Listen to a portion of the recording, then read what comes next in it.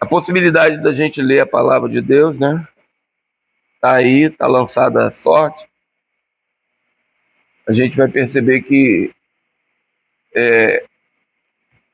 nós temos batido na tecla, né, e tentado ministrar a respeito da necessidade que nós temos de conhecer a Jesus.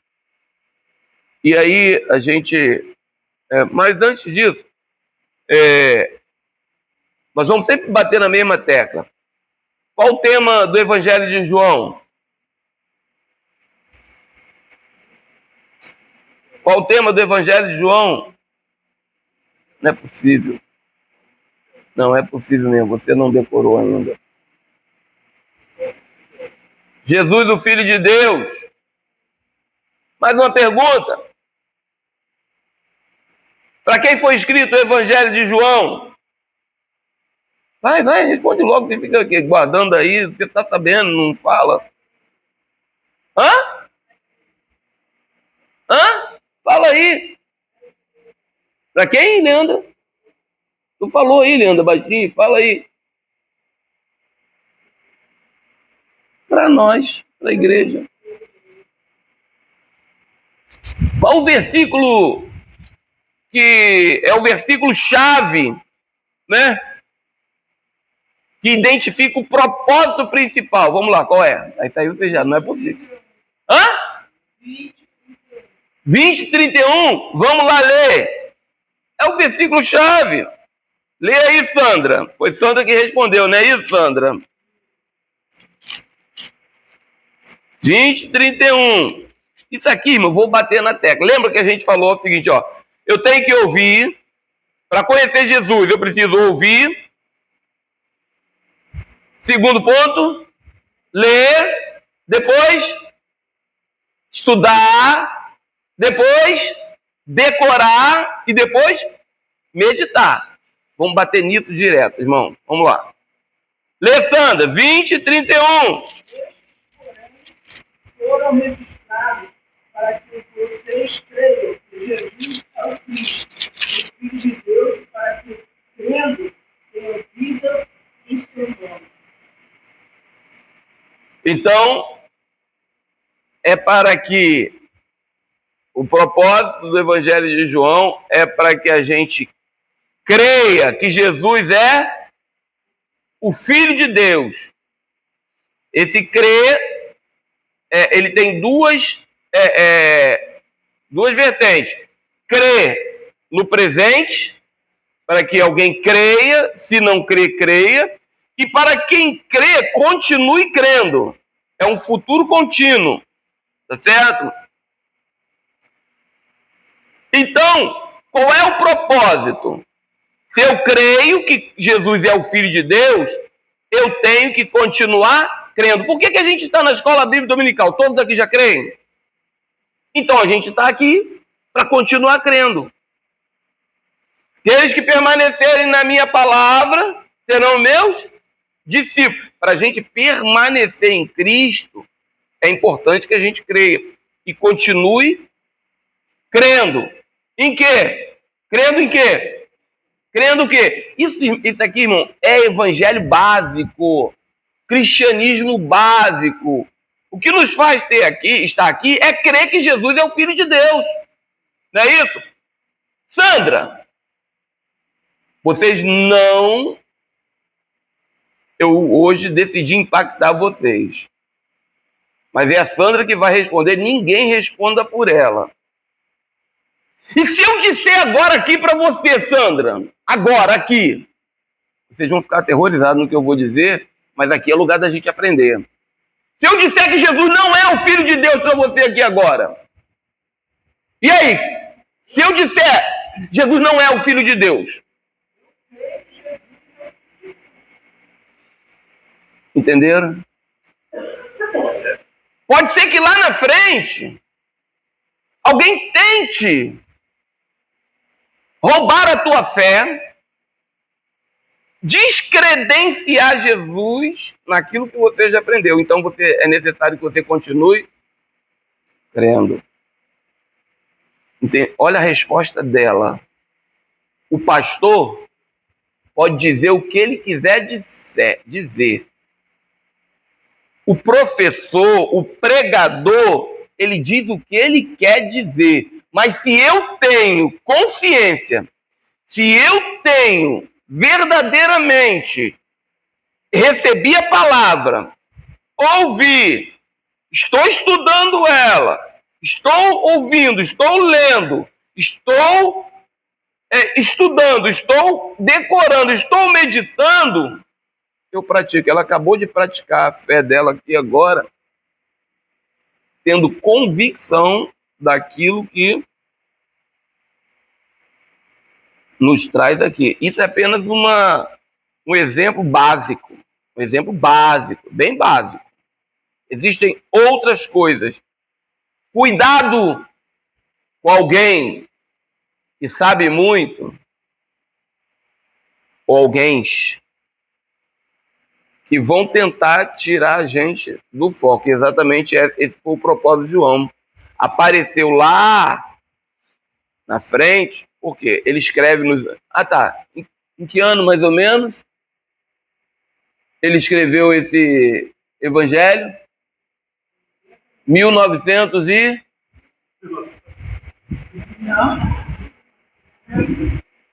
Ué, não foi em 1900 e... Quando? Ai, caraca, e tá afiada! Eu queria ter uma aluna dela, meu Deus! Então, já 60 anos depois que Jesus foi embora. Ou seja, o evangelho, a igreja já estava estabelecida.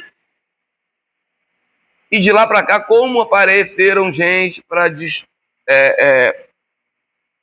distorcer a palavra de Deus. Então, é por isso, irmão, que nós temos que nos dedicar e compreender aquilo que está escrito nos evangelhos, né? Aí a gente pode começar mais ou menos fazendo um resuminho. A gente pega o capítulo 1, o João vai dizer assim, ó, esse é o verbo. O verbo se fez carne. O verbo se fez carne. A palavra se fez carne, habitou entre nós. Nós vimos a sua glória como a glória do unigênito do Pai, né? Então, João já começa a apresentar Jesus, o Filho de Deus, como o verbo encarnado. Aí ele vai dizer que o povo para quem ele veio, no capítulo 1 ainda, não recebeu ele porque não conheceu ele. Não reconheceu Jesus. E era obrigação do judeu conhecer Jesus. Por quê? Os profetas falaram dele lá atrás. Pelo menos o judeu, ele diz, é ele.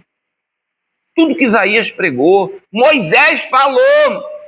Lembra o quê? Alguém lembra o que Moisés falou aí sobre Jesus? A primeira profecia acerca do Messias? Gênesis capítulo 3, versículo 15. Na semente da mulher virá um que pisará a cabeça da serpente. Foi Moisés que falou, foi Moisés que escreveu. Ó. Né? E o profeta Isaías tem muitas profecias narrando tudo. Falando acerca de... Mas eles não reconheceram Jesus. O mundo não o conheceu. No versículo de número 10, ele vai dizer, o mundo não o conheceu. O mundo antigo naquela época ali era judeus e gentios, né? Naturalmente, o gentio não iria, porque o gentio não conhecia as profecias. Mas o judeu, eu vim para o que era o meu, mas o meu não receberam por quê? Por que eles não receberam? Nós estamos no capítulo 1 ainda. Por que eles não receberam? Porque não reconheceram. Vocês veem como é importante a gente, para receber a unção, o poder, para receber a instrução, a gente precisa conhecer. Sem conhecimento, irmão, não tem como. Então Israel não o conheceram, né? Isso está escrito lá no capítulo 1, versículo 10, versículo 11. Israel não conheceu. E não receberam. Maltrataram ele, mataram ele. João também não conhecia. João Batista também, eu não conhecia. João não conhecia. Mas assim que ele viu, ele falou o quê? Muito bem, Maria Dani. Eis aí o quê? O Cordeiro de Deus. Que o quê? Opa! Bateu na tecla que a gente quer entrar, mas a gente não consegue entrar nessa tecla aí que a gente está falando na terça-feira. Por isso eu convido você para vir na terça-feira, que a gente está falando sobre os pecados capitais, os mandamentos que deixamos de cumprir. Mas vocês percebem que o maior problema do ser humano é o pecado. E João vai logo na raiva assim, é ele que vai resolver o nosso problema. Sabe por quê, irmão? O pecado, ele criou uma barreira entre o homem e o Criador. Se a gente for para Gênesis, não vamos pegar versículo agora, para você estudar em casa. Vai lá para o Gênesis, você vai ver. Adão se escondeu de Deus. Não foi Deus que... Adão se escondeu, depois Deus falou assim, agora sai do jardim. Você agora tem consciência, sai do jardim. Vocês vão perceber, irmão, que o pecado ele separa o homem de Deus e o homem morre espiritualmente. Quando Jesus vem, ele veio buscar e salvar o que se havia perdido. O homem está perdido, o homem está morto, e ele veio o quê? Salvar a humanidade, mas ninguém conheceu ele. O mundo não conheceu, o judeu não conheceu, o gentio não conheceu, João não o conhecia, mas João foi revelado. Ele seria o precursor dele. Aí quando João olha, vai, é ele! Imagine a alegria de João. Quer dizer, ele chegou, né? Então, os religiosos, irmãos, eles também não entenderam. A gente passa do capítulo 2, só fazendo um resumo, chega no capítulo 2, o que acontece? Jesus vai a um casamento, já foi falado aqui e tal, porque ele estabelece o casamento. E aí quando Jesus olha, no capítulo 2, aqueles religiosos todos ali, porque ele está no templo, você vê a separação. Deus já fez a simbologia do templo, uma separação entre o lugar santo e o lugar santíssimo. Ou seja, havia uma separação. No lugar santo, os sacerdotes chegavam até ali, mas agora no lugar santíssimo, só quem podia chegar lá era o sumo sacerdote uma vez por ano. Olha só, apontando o tabernáculo, apontando para a salvação humana. Por quê? Olha a separação que havia entre o lugar santo e o santo santo. E lá fora, o átrio dos gentios, onde os discípulos, as pessoas que queriam se aproximar de Deus, levavam um animal. E o sangue daquele animal, ele cobria o pecado do ser humano. E o que acontece? As pessoas iam. Mas os religiosos iam. Mas os religiosos não conheceram a Jesus. Porque quando Jesus chega lá, e, irmãos, a gente tem a tendência de começar a fazer a coisa certa, depois de começar a fazer a coisa errada. O ser humano é assim. Eles levavam animais coxos, animal... E se a gente pegar a lei de Moisés, vê que os animais tinham que ser puros, tinha que ser animal... O primeiro tinha que ser um animal sem defeito e tal. A maneira como o homem queria se aproximar de Deus não era a maneira que Deus estabeleceu para que ele se aproximasse. Mas a ideia era o homem se aproximar de Deus, tirar o abismo que havia, né? Aí Jesus quebra tudo com zelo. Jesus fala, não é assim, sai não, acaba com esse negócio aí e tal, né? Isso lá no capítulo 2. Então ele vem mostrar que até mesmo aqueles religiosos e que queriam se aproximar de Deus não conheceram a Jesus e não entenderam. Mas ali tinha muita gente que ficava olhando, né? Muita gente ficava de olho. Aí a gente passa do capítulo 2 para o capítulo 3, né? A gente vai ver nos outros evangelhos, você pega Mateus, Jesus começando falando para uma multidão. Olha só. É o Sermão do Monte, que a gente está ministrando às terças-feiras, e tem sido de grande valia, porque Jesus já começa ali a mostrar o pecado do homem. Por quê? A lei, irmão, a lei revela o pecado que existe em nós, que a gente não sabe. A gente vai vivendo e comete erros. E o que é o pecado? É a transgressão das leis, sejam elas humanas, sejam elas de Deus, né? Em todas as religiões tem leis. E você acha que todos os adeptos de todas as religiões transgridem? Não tem um que deixa de cumprir com todas as leis, as normas, o padrão. Qual é o padrão? Qual é o padrão ético, moral, social do crente? Qual é o padrão? Vou dizer, quem é o padrão? Jesus. Aí ele vem trazendo as leis, dizendo, é isso aqui, lá no Mateus. Aqui em João não apresenta dessa forma. Jesus vem falando para a multidão o padrão. Jesus vai no sapatinho e aí o próprio Deus envia um religioso para falar com ele, que foi Nicodemo. Marco falou aqui na semana passada sobre o Nicodemo, era um principal da sinagoga. O cara era... Gente, para ser um príncipe da sinagoga, tinha que conhecer muitas escrituras, tinha que conhecer muitos profetas, tinha que conhecer muito o que Moisés dizia. Mas os religiosos também não conheceram. Nicodemos deu uma demonstração que não conhecia Jesus. Nicodemos, ele fica perplexo. Com certeza Nicodemos estava lá no casamento. Com certeza Nicodemos estava lá no templo e viu a forma com que Jesus estava vendo aqueles erros, porque ele sabia, na maioria dos erros que estavam ali.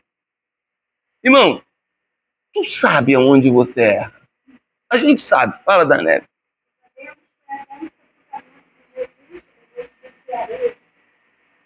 Isso depois, que antes ele não conhecia, depois ele passa a conhecer, aí ele vai no sepultamento de Jesus. Então, o Nicodemos, irmão, dá uma declaração, olha só o que Jesus falou. No versículo 10, Jesus vai dizer para Nicodemos assim, diz, tu és mestre de Israel e não sabes isso. Olha só.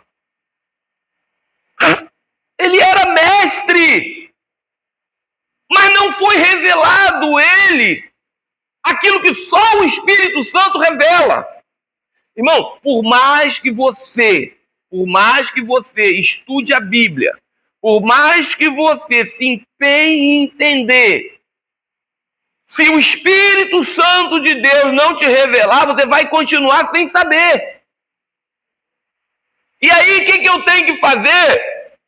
Quando eu creio no Senhor Jesus Cristo, receber o Espírito Santo. Aplicar ele dentro de mim. Quem crê de todo o coração, recebe o Espírito Santo, ô Edilson. E aí o Espírito Santo vai fazer o que Jesus diz para Nicodemos. Vai me fazer nascer da água e do Espírito. A água purifica. Está falando de purificação de pecados. E o Espírito vivifica quem estava morto. Então eles estavam mortos nos seus pecados e delitos, como nós estávamos também. Aí o Espírito Santo nos faz viver de novo. Jesus está falando disso, coisas espirituais. Difícil de se entender, gente. Muito difícil, não é fácil, não. Irmão, tem coisa na Bíblia que se o Espírito Santo não revelar, a gente vai ler aqui, a gente vai repetir o que os outros repetem, mas não vai entender. E para eu conhecer, irmão, a Jesus, a presença do Espírito Santo vai ser fundamental. Fala. Por exemplo, o Paulo capítulo 3, versículo 27, que o Batista fala, 27, o homem respondeu e disse, o homem não pode receber coisa alguma se lhe não for dado do céu. E é interessante que no versículo 2 tem a mesma frase, olha só. Este foi ter de noite com Jesus e disse, Rabi, bem sabemos que és mestre vindo de Deus, porque ninguém pode fazer estes sinais que tu fazes se Deus não for com ele. A mesma coisa. Ou seja, se o Espírito Santo não revelar Jesus no nosso coração, a gente vai ouvir, a gente vai ler, olha, vamos bater nessa tecla, irmão. Os 5 passos para praticar o Evangelho e para ser como Cristo. Ler, ouvir, ler, estudar, decorar e meditar. Se o Espírito Santo de Deus não te revelar, se você não receber do alto, nada nós podemos fazer. Eu estava orando acerca disso, foi bom o Marcos ter falado. E, irmãos, tudo que você é, tudo que você tem, como pessoa, como crente, vem do alto. Você não é uma pessoa digna porque você quis ser. Você recebeu, isso é um dom de Deus. É um presente que você recebeu de Deus. Você estudou que Deus te presenteou com essa dádiva. Você tem um bom emprego porque Deus, isso veio do alto. Quando a gente devolve para Deus a glória, a honra dele na nossa vida, irmãos, as coisas fluem na nossa vida. Se a gente entender que tudo que temos, tudo que somos, vem do alto, aí fica fácil adorar a Deus. Aí eu já passei lá para o capítulo 4. Então, olha só, Jesus está querendo alcançar aquelas pessoas que não conheciam, Nicodemo não conhecia ele. Olha só como é que é tremendo quando o Jesus vai falar o que está lá em Números 21, acerca da serpente. Marco falou aqui. Números 21, o povo estava murmurando contra Deus, pecando. Olha só como é que o pecado, irmão, ele atrai a fúria de Deus e deixa o homem à vontade. Porque o homem, quando peca, Deus cruza os braços e fala assim, o que eu posso fazer? O que eu posso fazer? Você decidiu pecar? Você decidiu pecar. Aí a cobra veio, a serpente vinha, mordia as pessoas, ela morria. Isso no deserto, lá em Números 21, depois tu lê em casa. Aí Moisés começou a ver, foi falar com Deus. Aí o que Deus falou com Moisés? Moisés, eu não posso impedir que as cobras piquem as pessoas, a serpente não pode. Peraí. Deus não pode impedir que você peque, irmãos. Você sabia disso?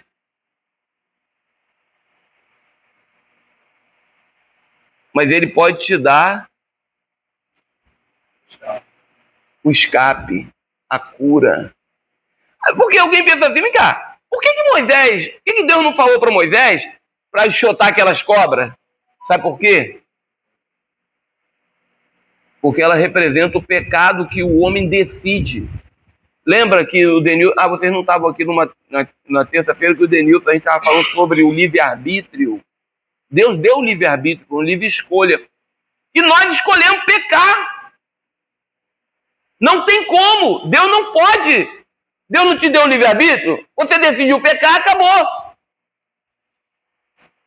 O que ele fez? Moisés, faz uma serpente aí, coloca bem alto. Porque quando o povo for picado pela cobra, pela serpente, ele olha ali, Moisés já está falando de Jesus Cristo. Que quando o povo pecasse, Jesus Cristo na cruz do Calvário, olhasse para Jesus, os pecados dela seriam perdoados. Tremendo, né, irmão? É coisa assim, espetacular, né? Lá, Deus já falando, mostrando a realidade do pecado que é profundo. E Jesus veio para tirar o pecado, para que todo aquele que nele creia, ele vem falando. Viu, Nicodemo? Para que todo aquele que olhar para a serpente, para que todo aquele que olhar para a cruz, para que todo aquele que se aproximar de Jesus tenha os seus pecados perdoados e não morra. Porque Deus amou o mundo de tal maneira, Deus nos ama de tal maneira, né? E aí, Nicodemos recebe essa aula. Aqui não fala, mas ele se converte, porque a irmã da Neve já se antecipou. Lá na frente, ele vai sepultar Jesus. Ele vai fazer uma coisa que nem os discípulos puderam fazer, porque eles não tinham autoridade para aquilo. Mas ele, como principal da sinagoga, ele vai pedir lá, junto com Arimateia, ajuda a Arimateia a tirar o corpo de Jesus para que as escrituras pudessem ser cumpridas. Né? Porque ele se converteu, ele conheceu Jesus. Qual é o propósito? Conhecer Jesus. Irmãos, o propósito da vida do homem, presta bem atenção no que eu vou falar. O propósito nosso, Deus nos deu uma dádiva, algo espetacular, foi nos fazer a imagem e semelhança de Deus. Para quê?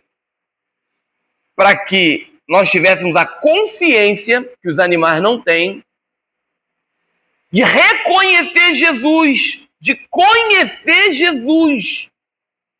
Para quê? Para ter relacionamento íntimo com Ele. Então, o fato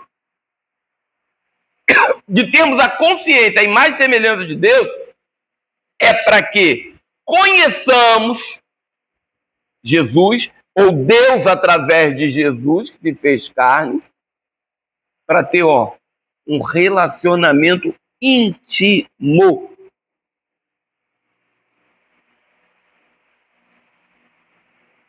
Então esse é o propósito principal de Deus com a raça humana, com os crentes em particular, os que creem, os que reconhecem. Nicodemos, irmãos, ele era religioso. Irmão, e eu vou bater nessa tecla, não adianta ser religioso. Não adianta vir para a igreja todo domingo. Não adianta vir para a oração, sábado pela manhã, no culto. Não adianta. Isso aqui é apenas um reflexo daqueles que têm o conhecimento de Deus, que querem o conhecimento de Deus. A prática. Isso é religiosidade que às vezes nós temos. O que ele quer? Que a gente se aprofunde em conhecê-lo, para que a gente nasça de novo. Então, como é que eu faço? Nasce de novo. Então, nós temos que... Por que o Evangelho de João foi escrito? Para que eu cresça, continuasse crendo, para nascer de novo. Para ser uma nova criatura. Eu não posso ser o mesmo, gente. Eu não posso continuar vivendo a mesma vida ou tendo a mesma vida que o resto do mundo tem.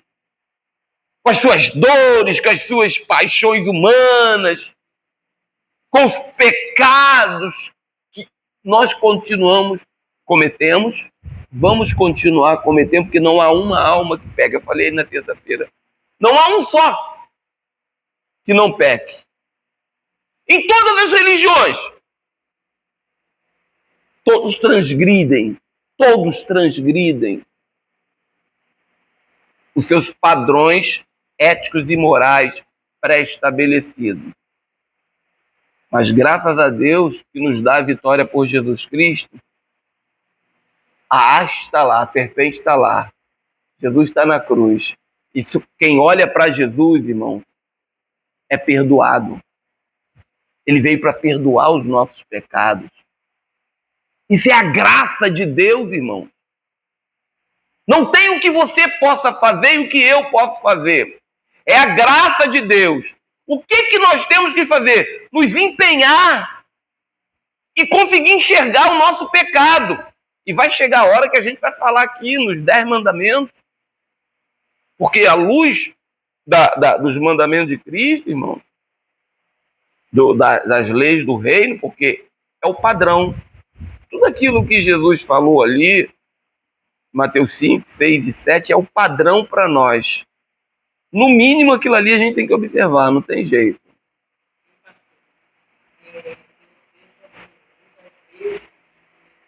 Para você nascer de novo, eu creio que uma das maiores dificuldades é a pessoa sair da zona de conforto. É a pessoa abrir mão da zona de conforto que ela já estabeleceu na vida dela. Porque para você nascer de novo, você precisa de renúncia, você precisa de atitudes, você precisa muitas vezes estar indo contra a natureza que já acostumou ao pecado. Então, muitas vezes, a pessoa precisa sair. E essa saída da zona de conforto, ela te causa dor, ela vai te causar constrangimento, porque já te conhecem assim, você entra em rodinha, você fala mal do fulano, você apedreja um, você julga o outro. Então, muitas vezes, sair da zona de conforto é a atitude que o Senhor espera. Porque quanto mais você estabelece uma zona,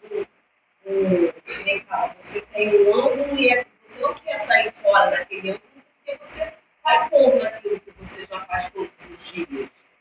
Então, é muito difícil essa atitude de deixar a sua zona de conforto, porque você precisa de mudança. E mudança você não vai ter parado como você faz todos os dias. Você precisa ler, você precisa crer, você precisa estar meditando, ensinando, buscando. E isso te causa o quê? Te causa, poxa, eu vou sair daquela minha rotina. Aquela minha rotina já está ali, eu vou sair. Então, é exatamente isso. Gente, não tem nada que você, com esforço próprio, você possa fazer para deixar de pecar. Se o Espírito Santo não te convencer que você é um pecador e que você não enxergar na Bíblia que você é um pecador, você tem que olhar para a palavra de Deus e ela te mostrar o pecado que existe dentro de você. É o Espírito Santo que vai fazer isso. Agora, qual é o nosso esforço? Ouvir, ler, estudar, decorar e meditar. Se a gente fizer esse exercício, quem sabe assim, a gente consiga ser convencido pelo Espírito Santo a tomar uma nova atitude, a nascer de novo e podermos vencer o pecado. Será que o pecado é tão sério assim? Irmão. O maior inimigo nosso é o pecado que habita dentro de nós, não é o que está do lado de fora, não. Que a gente bota a culpa no que está do lado de fora. Lembra? Na terça-feira eu falei sobre isso. Né? Eu falei até que no século XIX houve um otimismo liberal aí que achou que o problema do pecado do homem, o problema do mal do homem era falta de educação, que não tinha educação, e moradias, que era a parte social. Então aí os governos começaram a aplicar ensinos e dar estrutura, moradia. As duas guerras mundiais acabou com isso. Acabaram chegando à conclusão que o problema do homem estava dentro dele mesmo, que era o egoísmo, o eu falando mais alto. Irmãos, lembra que A gente falou aqui que lá em Mateus 18, 20, Jesus vai dizer assim, onde estiverem 2 ou 3 reunidos no meu nome, eu me faço presente ali. A comunidade cristã, irmãos, a comunidade cristã não pode ser uma comunidade egoísta. Aonde a gente vem aqui, a gente tem que ter tudo em comum, e era isso que a igreja tinha, tudo em comum. Mas, irmão, um dos maiores pecados nossos é exatamente isso. A gente ser egoísta. A gente chega aqui pensando na gente, a gente não pensa no todo,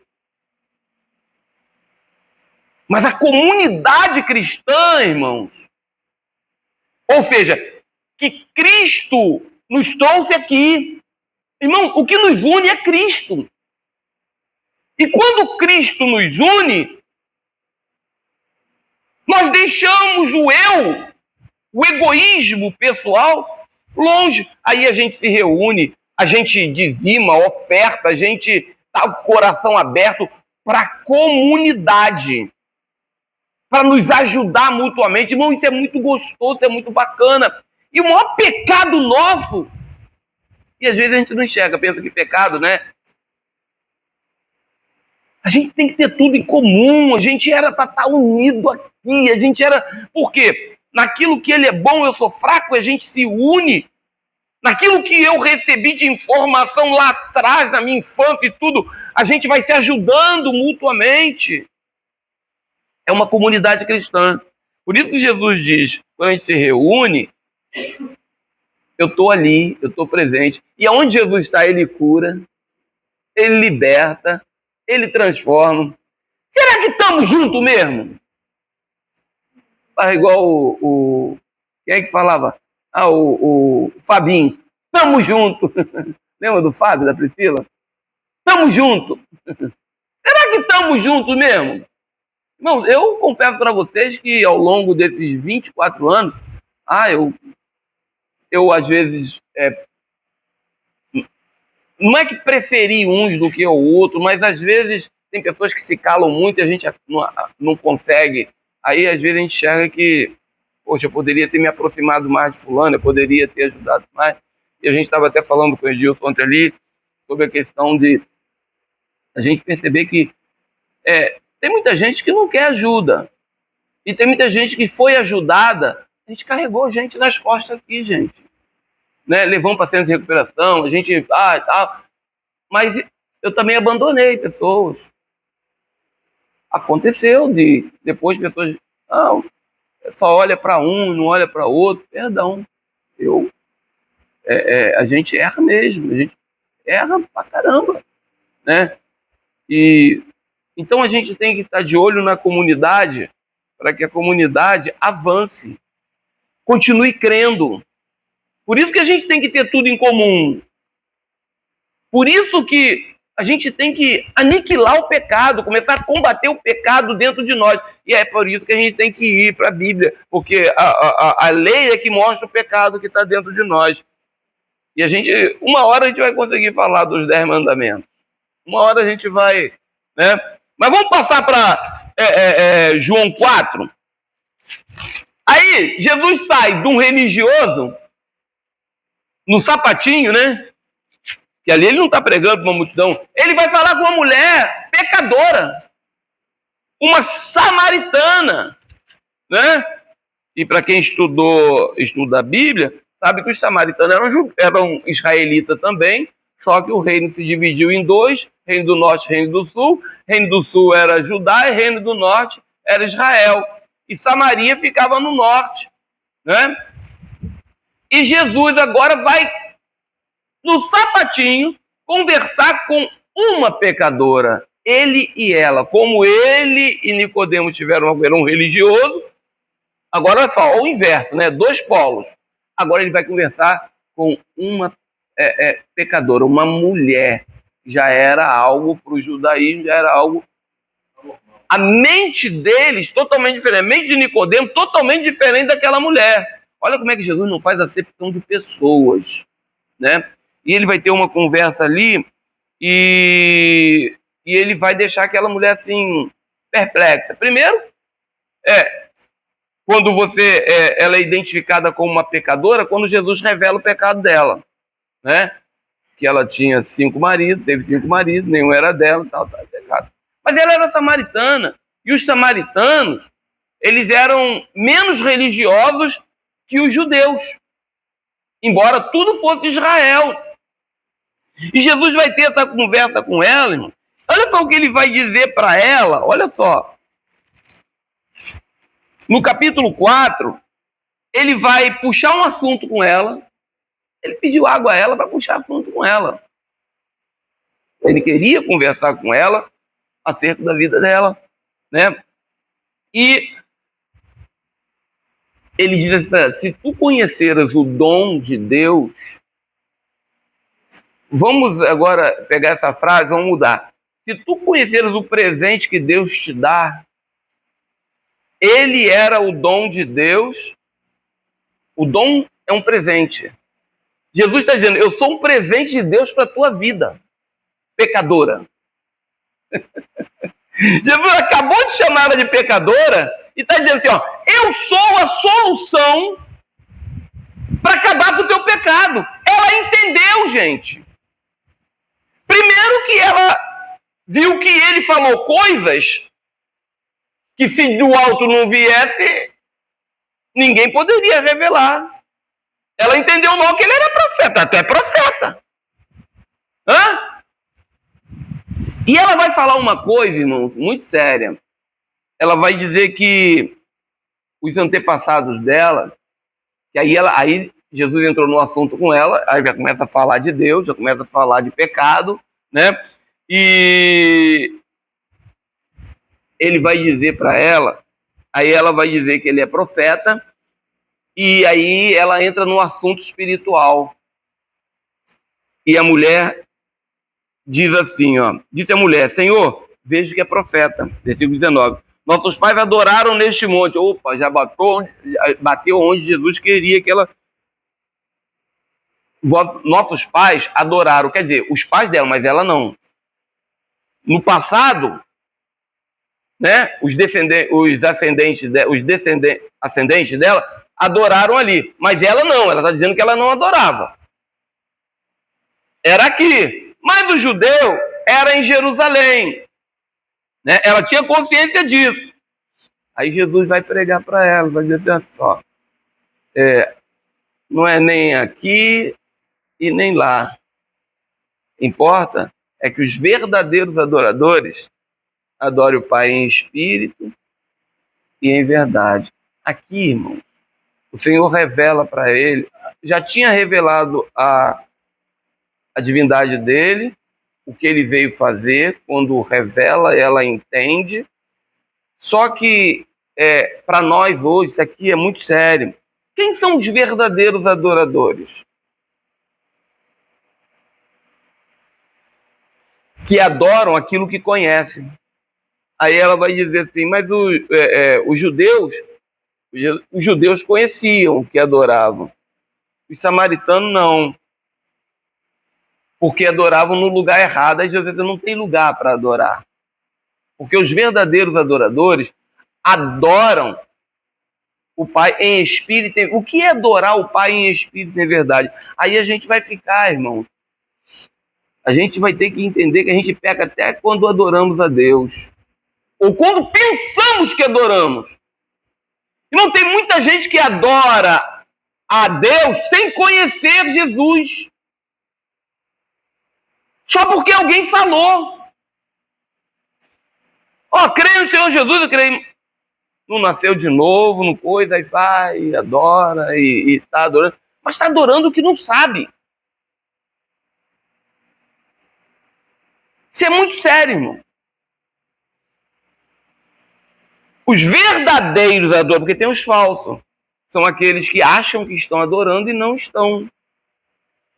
Até no grupo botaram um negócio aí, né, acerca da adoração, né, que as luzes negras, eu não quero nem falar sobre isso, e a dopamina, a pessoa está em transe ali, adorando e tal.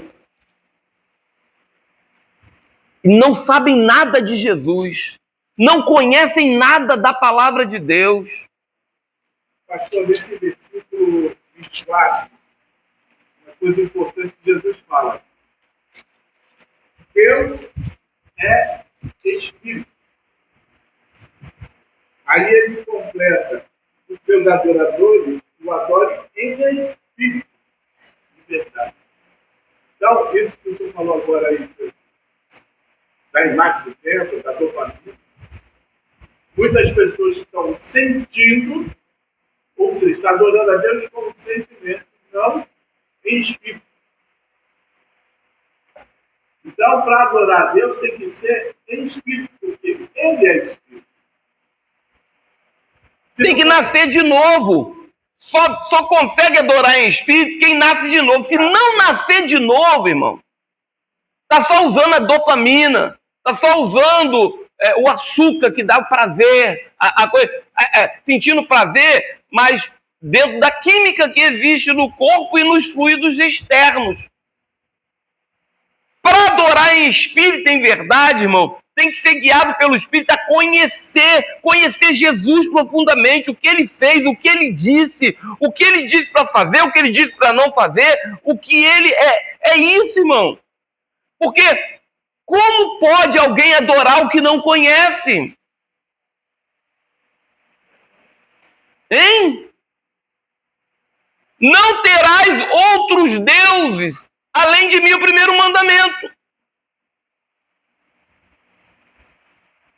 Irmão, o verdadeiro, aí Jesus já diz, o verdadeiro adorador adorará o Pai em espírito e em verdade. Jesus jogou isso para a mulher, querendo dizer para ela o seguinte, você pode adorar aqui nesse monte, não precisa sair daqui para Jerusalém não, pode adorar aqui, desde que você esteja convertido, desde que você nasça de novo, na palavra que ele deu para Nicodemos. A mulher, meteu o pé. A conversão, irmãos, quando a pessoa nasce de novo, ela fica tão eufórica com aquilo que está sentindo, Irmãos, isso pode acontecer no nosso meio, gente. Isso pode acontecer hoje. Alguém está ouvindo, o Espírito Santo está te convencendo do pecado, da justiça e do juízo. Que você é pecador, que eu sou pecador, que eu preciso melhorar ali e aqui, e sentir verdadeiramente a presença dele. A mulher saiu correndo, foi lá para a cidade e foi anunciar aquela turma. O Messias, eu vi um homem, é ele. Hã? Só pode ser ele falou tudo. E os caras entenderam que, acreditaram nela porque ela falou que ele falou tudo o que ela havia vivido. Contou todo o pecado dela. Aí, irmãos, olha só. Entendeu? As pessoas vêm para Cristo por causa dos testemunhos, por causa daquilo que Jesus faz e tal, não é isso? Mas depois que chega aqui, a gente precisa ouvir o que Jesus fala, porque os caras vão dizer o seguinte: agora nós estamos aqui porque cremos naquilo que ele falou. Olha só. Ela reconheceu que ele era o Cristo. A cidade toda vai lá porque ela falou, testificou, né? Ela nasceu de novo e queria que os outros nascessem de novo. E quando eles chegam lá, irmãos, eles dizem assim, nós viemos aqui porque ela disse, né? Aqui, versículo 39. E muitos samaritanos daquela cidade creram nele pela palavra da mulher. Pela palavra da mulher creram. Que testificou e disse-me tudo quanto tem feito. Indo, pois, ter com ele, os samaritanos rogaram que ficasse com ele e ficou ali 2 dias. Jesus passou 2 dias pregando para ele. E muitos mais creram nele por causa da sua palavra. Agora, eles creram por causa da palavra que saía da boca de Jesus. Então, irmãos, entenda o que o Senhor quer dizer para nós. É importante que a gente nasça de novo. Ah, mas eu já sou crente há muito tempo. Não importa. A gente tem que se arrepender e deixar que o Espírito Santo de Deus guie. Que a gente seja uma comunidade, irmão.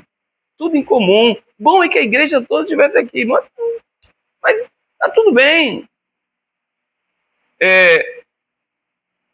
Por quê? Porque uma comunidade, irmão, só sobrevive se tiver comunhão, união, se tiver junta. Por quê? Jesus, ele opera quando tudo é comum, onde o pecado começa a ser extirpado. Irmãos, a maior dificuldade de servirmos a Jesus é o pecado que habita dentro de nós. E quando a gente começa a ouvir Jesus, a gente começa a crer. E aquilo que a gente crê vai nos fazer permanecer. Sabe por que muita gente é instável no seu humor, na sua maneira? Porque tem dificuldade de ouvir o que Jesus diz. Mas se a gente ouvir o que Jesus fala, a gente entra aqui, irmão, numa comunidade em que o teu irmão pensa diferente de você, mas os dois conseguem caminhar junto. Porque isso é uma comunidade. Tudo em comum. E o principal é a fé em Jesus Cristo. Que a gente possa, irmão, toda manhã de domingo a gente está na presença do Senhor e compartilhar da palavra, né? Para que a gente permaneça e não se deixe levar por nada do que a gente vê lá fora. Somos uma comunidade aqui. Cuidado com o que a gente escuta lá fora. E a gente até bota no grupo algumas coisas ali que é interessante e está sendo ministrado aí fora, para que haja